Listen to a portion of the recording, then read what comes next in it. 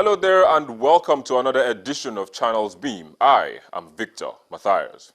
Now, as Nigerians continue to rue the devaluation of the country's currency, that's the Naira, coupled with falling oil prices, different reactions have also been pointed to the direction of the country's economics team's inability to contain the plunging oil prices. On the beam today, we'll be getting the views of Nigerians on the recent economic policy taken by the government and how they think Nigeria can get past its current economic problems. But before we begin, we're going to take a look at some of the things that made the trends list in the past week. Baga. The northeastern town made the trends list after news broke that the whole town was sacked by members of the Boko Haram sect and in the process killing a high number of Nigerian citizens.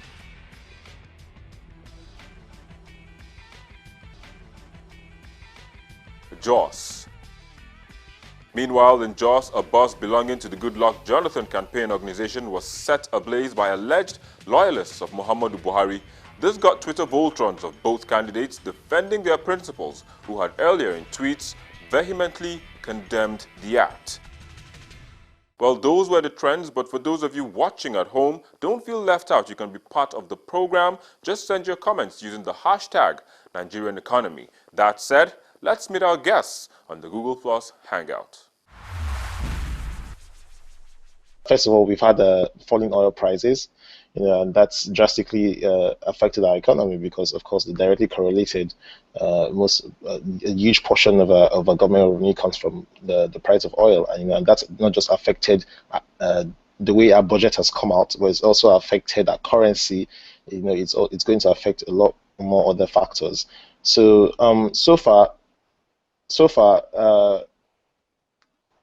the best way to, I think, predict at least, or at least show what the economy is going is through the budget, right? It's through what the government says. It's where the direction the government is going for the next year, and then if you just take a look at the budget, you have an idea. Even the theme of the budget is something about hope, and I can't recall. It's basically like an austerity budget, but it tells you that not all is well. If all was well, you would not need to go through austerity measures.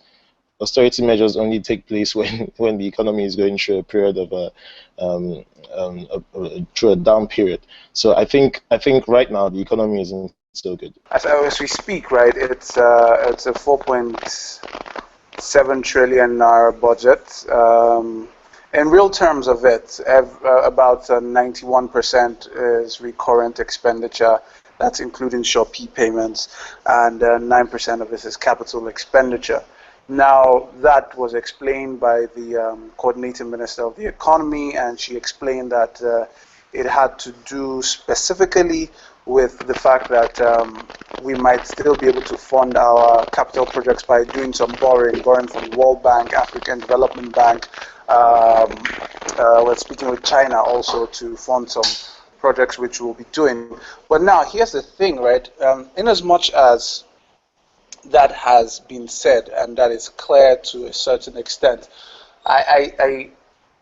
we're in a bit of a situation, right, where crude oil prices are falling, and that is where we used to fund our budgets. So crude oil prices as of today are at about $49 per barrel.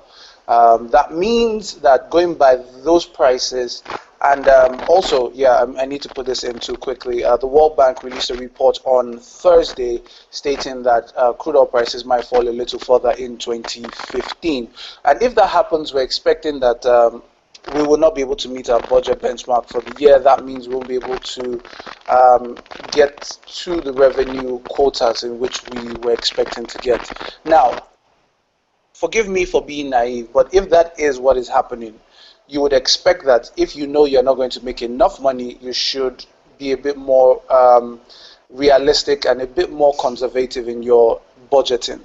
But that has not happened. We're still seeing the usual buying of cars, the usual travel allowances. The National Assembly still gets 150 billion in 2015. I mean, you still see all those crazy kind of spending happening in our with the country, or intending to happen. according to the government, they're being very optimistic. This is what I said. I wrote a post breaking down the budget. I said we're being very optimistic, and it's just as he said. We're thinking that we can meet revenue targets.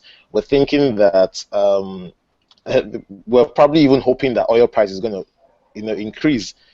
But these things are most likely not going to happen. Whenever you make scenarios, right, what you usually typically should do is take the worst case scenario, right, and then work around it. Okay, you ensure that, okay, you make sure that you're putting contingency plans around your worst case scenarios. That way, even if your worst case scenario comes to pass, you have the ability to weather it. And then if it's a better case scenario, then you're still good.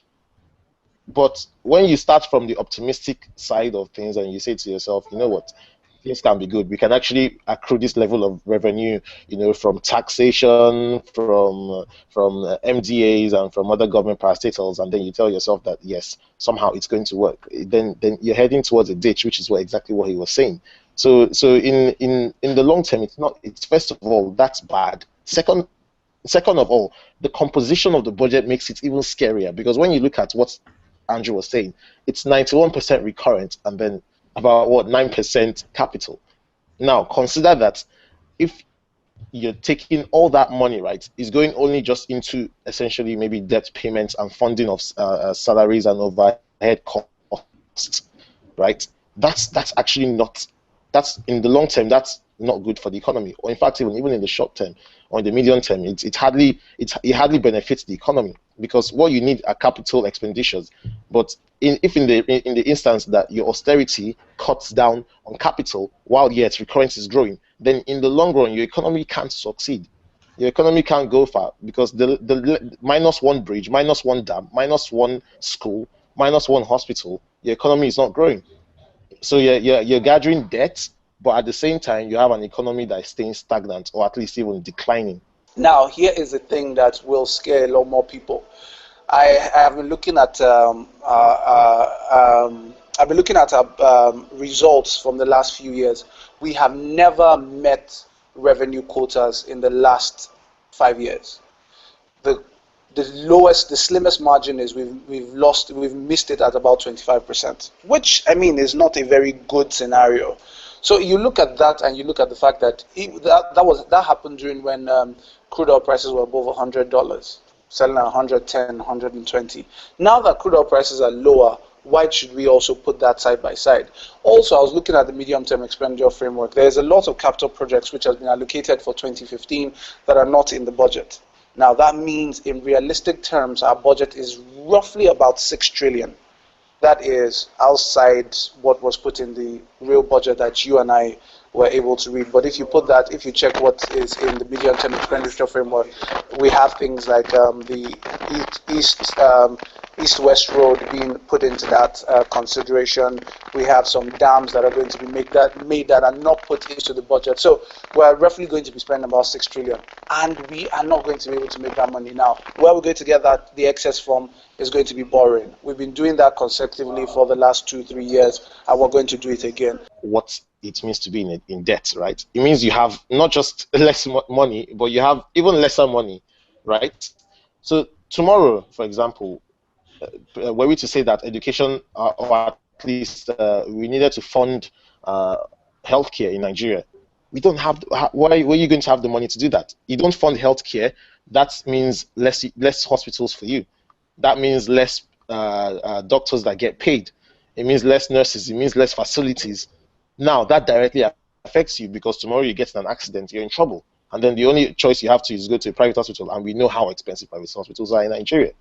So all of a sudden, right, you're seeing that direct effect. You're looking at it from the education perspective. You don't put effort into your capital expenditure because most of the money has gone into recurrent, and because you can't even afford it, or even if you can afford it, you have to borrow. What ends up happening is that it's what you call like a crowding out effect. You start reallocating money that should have gone into productive ventures into paying your debt off. Because the thing about debt is, in particular, is that a debt, right, never stays constant. Your debt increases every single day you don't pay it back. So the longer you wait, the worse it gets. Now you're borrowing more, while you're taking longer to pay off your current debt. It's a cycle that just keeps getting worse. So what ends up happening is that most of the money that you're supposed to take into paying for necessary things, you're taking it to paying debt. Now that has zero zero net benefit for the people.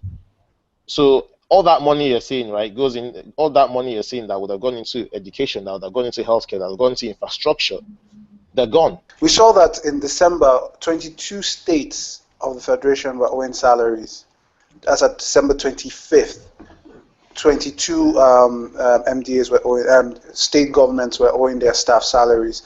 Between that time and the first Monday of January, 11 had paid, so there were still 11 owing.